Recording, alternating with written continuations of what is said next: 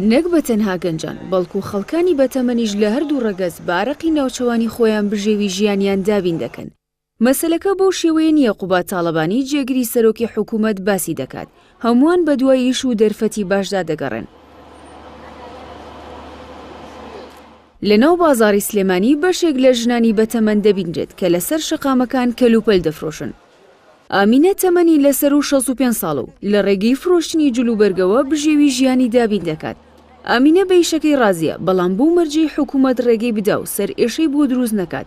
لێرە جێگەیەکمان بۆ بکەنەوە نێڵە حکوومەت ئەلێرە بۆ خۆمان مەعیشەتی خۆمان پیاکەین و ئیشەکەین و تەواو کە هەموو ڕۆژێ دەرمان نەکەن و بیکەنە فەردە و بیفرێنن و تەواو. هاوشێوەی ئامینە بەدەیان ژنی بەتەمەن لەسەر شۆستە و شەقامەکاندا دەبینرێن. ئەوەی ئەوانی بەم تەمەنە هێناوەتە بازار بێ پلانی حکوومەتی یاریمی کوردستانە.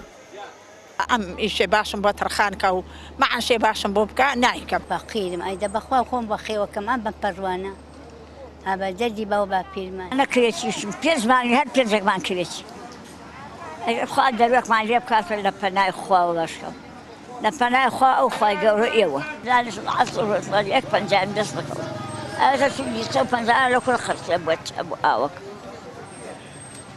چێ حەزەکە ئابەن بێ لێرە دانیشت چێ حەزەکە.